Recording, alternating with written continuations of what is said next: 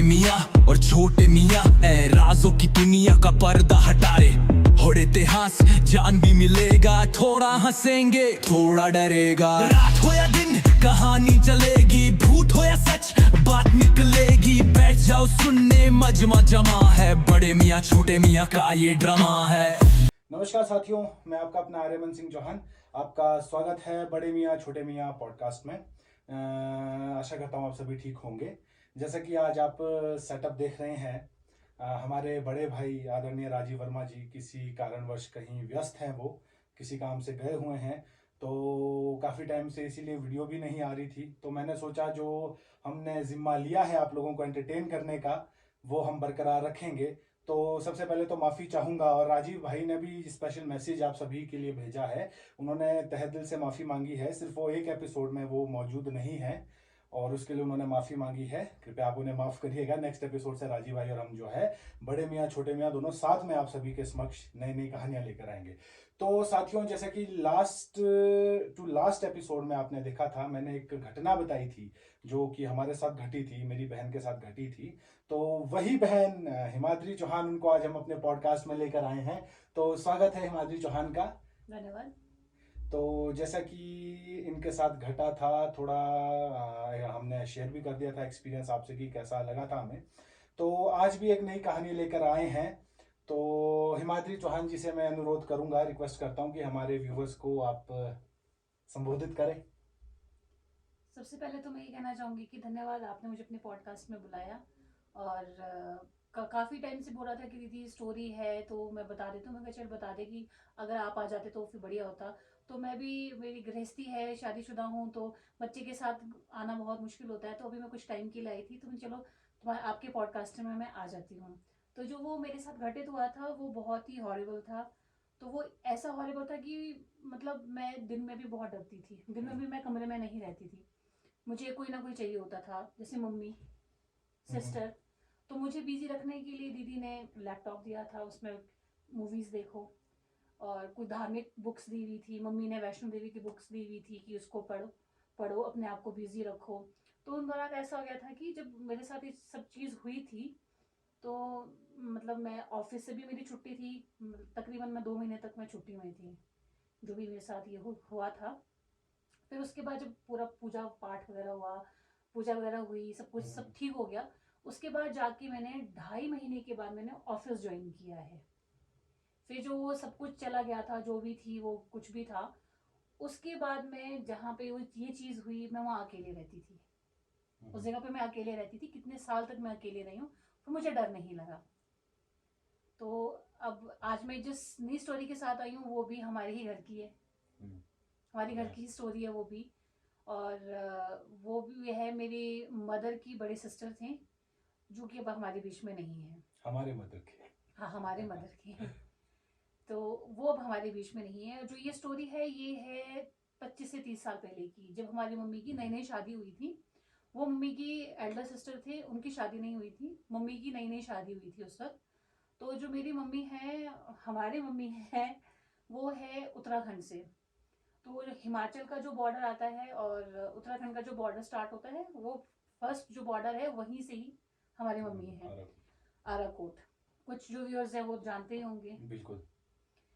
तो होता ऐसे है कि जो हमारी मौसी होते हैं, तो वो सिलाई सीखने के लिए, पहले पुराने टाइम में सिलाई लड़कियों को सिलाई सिखाई जाती थी कि आगे जाके जब शादी वगैरह होगी तो अपने सीखने के लिए, दूसरे के घर में जाने के लिए, तो वो आसानी से काम आती है वो सिलाई वगैरह।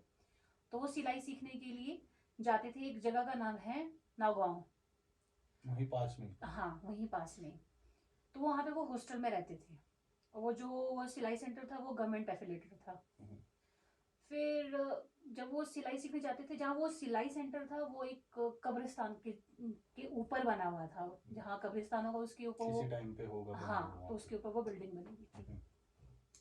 तो होता क्या था कि वहाँ पे जब वो उनका रात का खाना वगैरह हो जाता था, तो वो उनको, जब वो सोने जाते थे बाहर से, उनके लिए वो ताला लगा देते थे। जितनी भी वो गर्ल्स होती थी हॉस्टल की, जो भी वो वार्डन वगैरह होते थे, वो बाहर से उनके लिए ताला लगा देते थे। और जो वॉशरूम्स वगैरह होते थे वो अंदर ही होते थे। तो वहाँ पे ऐसा कहते हैं कि वहाँ पे बुरके पे कोई भूत मुसलमानों के तो शायद जिन बोलते हैं, आई थिंक जिन होता है। जिन, रूह, हाँ रूह जिन, तो हाँ आत्मा आत्मा होती होती है। है। हाँ तो जो जिन होता है वो मतलब वो बुर्का पहन के घूमते थे वहां पे, घूमते थे। अभी मैं बोल रही हूँ मेरे गूज बम्स खड़े हो रहे हैं, क्योंकि ये सब चीज मेरे साथ भी मतलब मैंने महसूस करी है, मैंने फील करी है। तो अभी सीरियसली मुझे बहुत गूज बम्स आ रहे हैं। तो वो वहाँ पे उनको वो बुर्के समेत वहाँ पे घूमते थी। फिर क्या होता था कि जो छोटे दिल के होते थे, डरपोक होते थे मेरे जैसे तो वो उन पे चिमड़ जाते थे। अब जो वो मौसी थे वो बहुत डरपोक होंगी। डर लगता हुआ हाँ उनको। तो भी कहते हैं जब ग्रह कमजोर होते हैं वो सब चीजें उनमें ही चिमड़ती अब हैं। देखो, मुझे तो थोड़ा मेरे को याद है, बहुत पहले मम्मा ने बताया था ये। अब इतना मुझे याद नहीं है। मैं उस टाइम दीदी हो गई थी क्या, बड़े वाले सिस्टर नहीं, वाले? मम्मी की नई नई शादी हुई उस टाइम थी। बिल्कुल नहीं शादी हुई बिल्कुल नई शादी थी। आप ये बोल सकते हो। हाँ नहीं, दीदी नहीं हुई थी। नहीं, आई थिंक दीदी हो चुकी थी। दीदी बहुत छोटी थी, बड़े वाली दीदी बहुत छोटी थी। हाँ। वो बहुत छोटी थी जितनी मेरी वेदा है। तो होता क्या था कि वो उनमें मतलब वो उनमें आ गया, वो जो भी था एंटिटी, वो जो भी चिमड़ गया उनमें। चिमड़ गया उनमें। अब जो वहाँ पे गर्ल्स थी, एक दो गर्ल्स, वो हमारे पहाड़ी में बोलते हैं उतरना, वो उतरी डर के मारे। उनमें पता नहीं क्या है वो पूरा खेल आई उनको। हाँ उनको देख के वो उतरी। फिर क्या हुआ, घर पे कांटेक्ट हुआ उनके कि उनको लेके जाइए, कि उनके साथ कुछ हो रहा है। वो बेहोश हो जाती थी।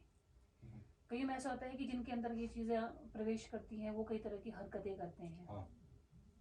वो बेहोश हो जाती थी, काफी काफी देर तक बेहोश हो जाती थी वो। फिर घर से आए, उन्हें लेके चले गए।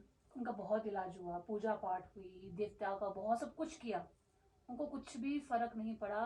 एट एट द एंड वो उनकी मतलब उनको वो लेकर ही चली गई, उनकी डेथ हो गई। डेथ हो गई। फिर मम्मी की ही चाचा की कुछ लड़कियां उसी ही मतलब इस इंसिडेंट के बाद उनको भी वहां पे सिलाई सीखने के लिए भेजा। तो उनमें से किसी एक में भी वो चिमड़ गया। उनको भी लग गई। हाँ उनमें भी चिमड़ गया। इसका नहीं था मुझे पता। ये तो आपसे ही लगा पता। हाँ। जो दोबारा कजिन्स वगैरह गए थे हाँ मम्मा के। तो वो उनको भी फिर से वापस बुलाया। फिर उनको वही हाफ में वो उनका सिलाई वगैरह जो था वो छुड़वा दिया। वो ठीक है। वो ठीक है, वो ठीक है। अब कहते हैं जिसके ग्रह ज्यादा कमजोर होते हैं वो उनमें ज्यादा ही हाँ, उनमें चीजें अटैक करती है। फिर वो जिस जगह पे वो सिलाई सेंटर था, वहाँ का कोई जो लोकल देवता थे वो वहाँ पे गए, बहुत पूजा पाठ वगैरह सब कुछ वहाँ से उनको निकाला वो कुछ किया होगा। तो अब वो वहाँ पे नहीं है। अब ये नहीं पता है वो सिलाई सेंटर वहाँ पे है कि वहाँ से वो शिफ्ट कर दिया है, क्या है, बट अब वो चीज़ वहाँ पे नहीं है। और सुनने में तो ये भी है कि जो मुस्लिम जिन वगैरह होते हैं, ये सुना है मैंने कि ये बहुत ही मतलब इतने खतरनाक होते हैं कि इनको निकालना बड़ा मुश्किल होता है। बहुत पावरफुल होते हैं। बहुत पावरफुल मेरा होता है। एक फ्रेंड है, मतलब नोन ही है, कोटखाई से है। उसकी मदर को अभी तक है। उन्होंने उसका मतलब थ्रू ऑल हिमाचल में उसका अपनी मदर का इलाज करवाया उस चीज़ का। तो वो अब मेरे वो कांटेक्ट में नहीं है आफ्टर मैरिज। पर अब मुझे नहीं पता कि वो निकल चुके हैं कि क्या है, कि वो बहुत अजीब तरह की हरकतें करती थी। बालकनी से कूद जाना, चाकू लेके अपने पे वो कर देना। तो हमारे अपने खुद के भी देवी देवता हैं, बट वो उससे कुछ भी मतलब इलाज नहीं हुआ। वो अभी भी आई थिंक वैसी ही होगी शायद। फ्रेंड्स, थोड़ा मुझे तो पता था, काफ़ी पहले मम्मा ने बताई थी ये बात। तो जिस तरीके से इन्होंने बताया, कुछ कुछ चीज़ें मुझे भी नहीं सुनने को मिली। तो आशा करता हूँ कि आप लोगों को थोड़ा तो डर लगा होगा। और पहले ही मैं आपको एक बात कहना चाहूँगा, इन चीज़ों से आप जितना ही दूर रहें, क्योंकि आजकल जो चला हुआ है ना, आजकल मैं काफ़ी कुछ पॉडकास्ट भी देखता हूँ और कुछ रील्स वगैरह आती है इंस्टा में, तो कई ना ये इनकी बातें कर रहे होते हैं, कण पिशाचनी हो गया और कण कुछ पिशाचनी। शक्तियाँ वो करने की, और उसमें ज़्यादातर कण जो पिशाचनी ऐसी होती है कि अगर आपने, मैंने एक स्टोरी देखी थी कहीं, आई थिंक रील में ही मैंने शायद देखा होगा। ये रियल बेस्ड स्टोरी है। कोई दिल्ली का आदमी होता है, तो वो ना शेयर मार्केटिंग में पैसे लगाता है। वो डूब जाता है, पूरा डूब जाता है। वो बहुत मतलब वेल सेटल्ड होता था, बहुत अच्छे घर से बिजनेसमैन था। फिर उसको किसी आई थिंक बाबे ने बोला कि किसने बोला कि भाई किसी जंगल वाले रास्ते में जाना, वहां पे कोई एक लेडी होती है, तो कण पिशाचनी की साधना टाइप से करना। वो कुछ मांगती है, वो मांगती है, वो उसको मांगती देना कुछ पड़ता नहीं है। है। आई देखो, थिंक कण पिशाचनी का ऐसे होता उसको है, मांगना, उसको देना पड़ता है। खून पीती है वो। हाँ कुछ देना पड़ता है। वो सिर्फ खून पीती हाँ है। और अगर उसको वो नहीं देते हैं तो वो पूरा डूब, वो जान भी ले लेती है। वो वो तो जान मुझे भी ले पता है। लेती देखो, है। कण पिशाचनी का जहां तक हमने सुना है इसकी सिद्धि कई वर्षों की होती है, जो हम्म। जेन्युइन तरीके से होती है। और जब आप जेन्युइन तरीके से कोई इसकी सिद्धि करता है तो उन्हें कोई खतरा नहीं होता। वो है कि वो कर्ण पिशाचनी पे कंट्रोल अपना रख सकता है। कर्ण पर पिशाचनियाँ होती है, यक्षनियाँ होती है, यक्षनिया तो वो तो कर्ण पिशाचनी से अलग है। अलग है।